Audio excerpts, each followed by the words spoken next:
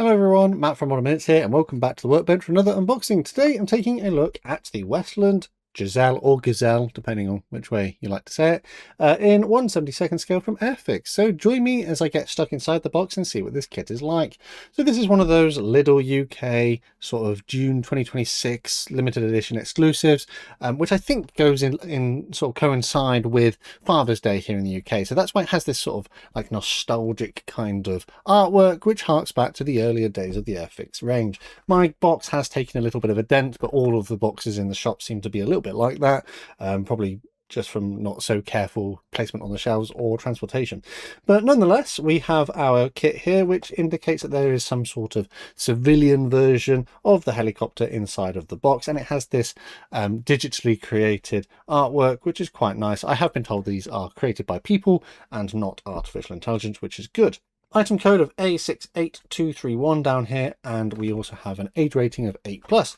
On the rear of the box, we have our full colour painting and decal placement instructions, and you can see that this has a blue paint scheme and the license of GAFGA. I am under the impression that whilst this is based on the paint scheme of helicopters which have existed in a blue colour with orange tail rotors, the actual registration code for this helicopter is like fictional for this, so it's just a sort of generic paint scheme here. Decals are from Cartograph, so they should be to a pretty high quality, and then we have the 4 different colours included. On the right hand side we have our tooling date, and it says here that this is a 1973 kit. So Lidl advertised these as starter kits, and I would argue that these are not starter sets, especially if you're putting an old 1970s tooling in there. Airfix does have starter sets specially designed to be easy to build in their range, and this is not one of those. So this is technically more of a gift set, and we'll see that Airfix actually does consider this to be a gift set on the inside. This release though is from 2026, and if we turn to the thin edge, you can see we've got some information about the actual helicopter, an indication of the paints, but we have a skill level. So skill level here is a 2, so Airfix doesn't think it's going to be one of the easiest kits in the range to build, and I have heard that this is a little bit of a tricky kit given it's not necessarily the easiest to build. This edge has some health and safety information, and then we have the same information that we've already seen on the front of the box on the edges. And as you can see, I've not had this open yet, so let's get inside and see what it's like. I've never actually done one of these kits. I've never built this tooling from Airfix before, so it'll be interesting to see what we have. But when we have a gift set like this, I do like to start with the accessories just to see if they're any good. So let's open up our bag, and we have a tube of poly cement. This is the Humbrol one, but you can see it's not Humbrol branded, it's Hornby Hobbies branded, but it's the same thing. Tube glue isn't necessarily the best cement in the world, but it works. It should do the job if you haven't got anything else, and that is completely usable. We then have our 4 paints. So the first one is 53. They are all in the flappy top lid pots, which means that they have addressed some of the earlier pot designs which dried out, so hopefully these are all usable. Number 53 I've got here is a gunmetal, and you can see it is completely liquid inside, which is good, although I do find the Humbrol metallics to be a little bit hit and miss. It might not be the best metallic out there. 18 is an orange colour, and I believe this should be good. Yep, you can see maybe just a quick mix and you're good to go, which is good. And 14, which is like a French blue kind of colour, and again that's ready to go. Just a quick mix, perfectly fine. 85 I think is coal black. I think it's more of a gloss, and once again, although that one is a little bit thicker, it might just need a little bit of thinning. It's not like, you can see it's like almost like treacle in its consistency as it moves around in the pot. So a little bit of up water should help bring that one back to a more usable condition, but that's still okay to use, which is good. Did we have a paintbrush? Yes, we did. Paintbrush is here. It's a number 2. It's a synthetic nylon, but you can see that the nib on mine isn't as tidy as some of the others I've had. So this is not very well manufactured. Not the best brush in the world. It's very untidy. The number 2s are normally okay. This one is probably one of the worst ones I've had though. It would need some cleaning up. I'd probably trim that edge just to get rid of those errant fibers. That's a bit frustrating. It's probably someone, when they've put it on, they've caught some as they've been putting it down, because they have these protective caps, and if you're not careful, you can see actually this cap is quite tatty as well. So I don't think the person who put the cap on this one was particularly careful. Yeah, not the best brush. Parts we'll look at in a minute. Decals we'll look at in a minute. So instructions then.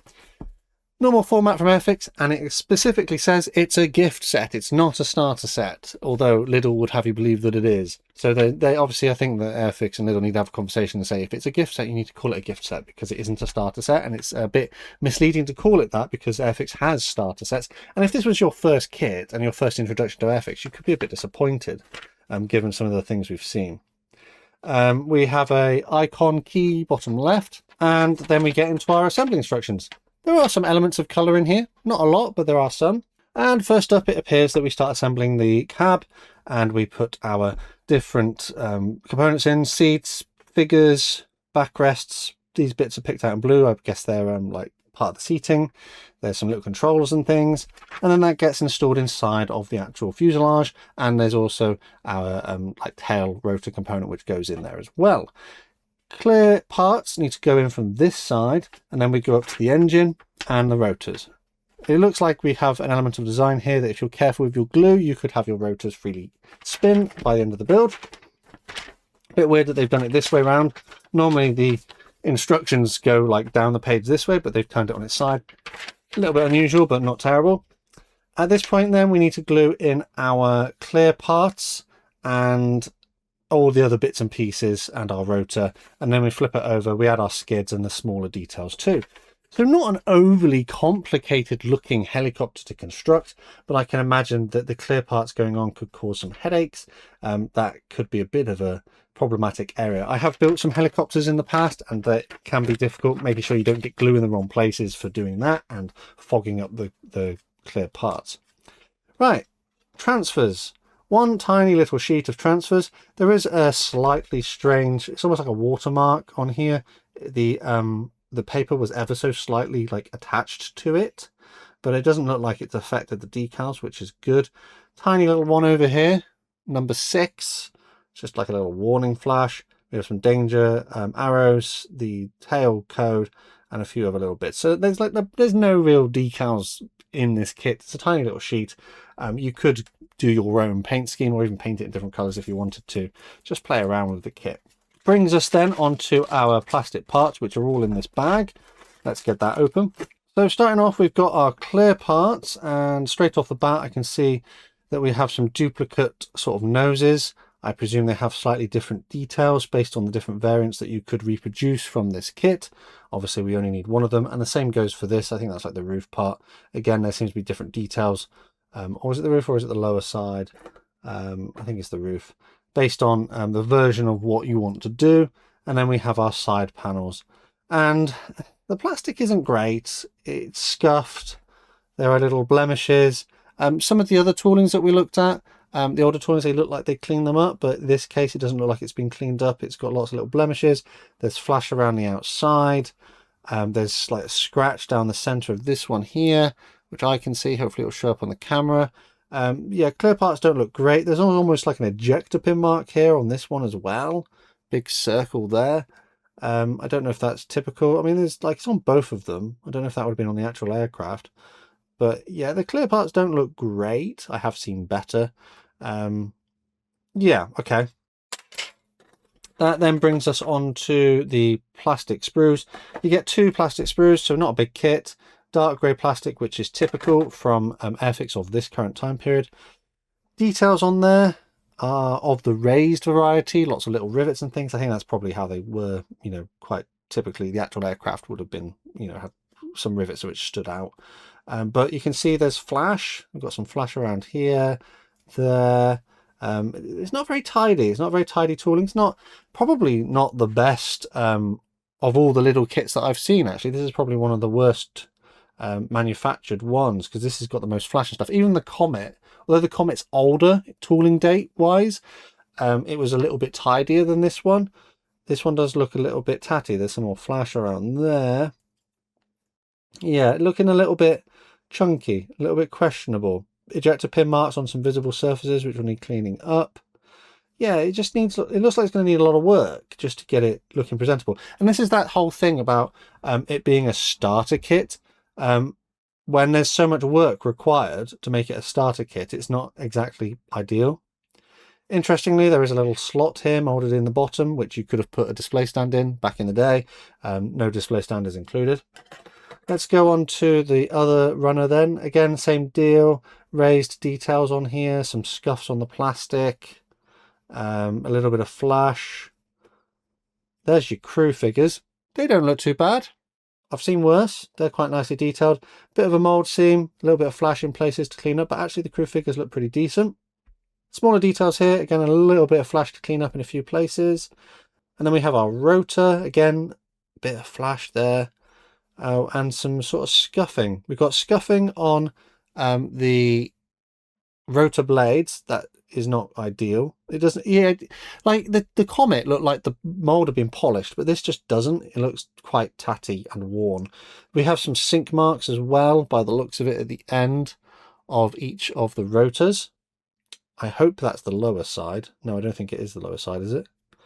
Don't know. We'd have to look into it when we come to the build, but I think it might take a little bit of work just to tidy it up. It looks a little bit chunky, a little bit clunky. Ejector pin marks on it on visible surfaces here. Not ideal as a first introduction if it was indeed a starter kit. As a gift set, I get where they were going with this, but perhaps this wasn't the best subject. It's a little bit old, it's a bit tatty, there's flash, there's ejector pin marks, there's sink marks, there's going to be some work required to get this looking good. Clear parts are very disappointing, very untidy, very tatty, lots of scuffs, lots of waviness, lots of flash, which will need cleaning up. Bit disappointing. Yeah, let's round this one up. So we had two dark grey runners of our helicopter, molded to a quality, but you know, work is required. Clear parts are the same kind of deal. We had one tiny sheet of decals for our sort of fictional generic paint scheme. They're printed to a nice quality, but you don't get a great deal. We had our instructions, which seem to be, you know, easy to follow, normal format from Airfix, but they've put it on its side for some reason. A little bit of colour in there, not overly complicated to construct. We had 4 paints, which all look usable. I do question the effectiveness of the metallics, though, because I've experienced them before and they don't work so well. Paintbrush is a bit tatty. The poly cement is usable, not the best cement in the world, but it works. And all that comes contained within this box with our full colour painting instructions on the rear of the box in a fictional or semi-fictional civilian paint scheme. Of course, there are aftermarket decals out there if you wanted to do a military version, and actually, you know, bearing in mind that this was quite a cheap kit, that might be a cost-effective way of doing it if you really wanted to do so. I think the actual theme of these were that all of these kits were kind of civilian related, apart from the Red Arrow's Hawk, but that's not something that was ever used in combat, so it's a display team aircraft when that one came out, because all the other kits that Lidl had in, none of them represented anything particularly military. I don't mind the artwork. I do quite like the nostalgia vibe that it gives off, but I think primarily, I mean, it doesn't say on here that it's a gift set or a starter set, so they've done a little bit to dodge that, but Lidl on their website actually said it was a starter kit. So on their website they had this retailing for £6.99, which actually, if you want one of these kits, it's not expensive, is it? It's not bad. It's quite cheap, especially given that you get paints and things included as well, which makes it quite good value, especially if you want this to build and do it something different with it, get your own decals or whatever. However, that being said, and we know it's a 1973 tooling, this has been in and out of the Airfix range and reboxed occasionally by Hella as well, pretty much ever since then. The last time we saw this was back in 2012, so it was almost like they retired it and then they've brought it back out for this particular sort of event or limited run. I think quality wise, out of all of the ones we've looked at so far, this is probably the worst quality one there. So it does ask the question, if you were a beginner and you picked this up thinking it was a starter kit, would you be disappointed with this? And would you think that this is representative of Airfix's quality across their entire range? Because I know I certainly would, and I don't think it gives the best first impression. First impressions, after all, can be only made once. And with that, I think I'm going to leave that one here. Let me know what you thought of my unboxing review and if my assessment of this kit was fair. Don't forget that we do have a Model Minutes Model Club, and if you'd like to join the Model Club like these guys on screen and get exclusive access to early videos and other perks, check out the links in the description. Massive thanks to these Model Club members for the extra support they give the channel, helping me to create consistent content.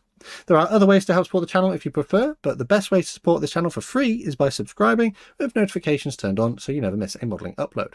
Finally though, last thing to say is a massive thank you to you for watching this one, and I'll see you on the workbench again next time.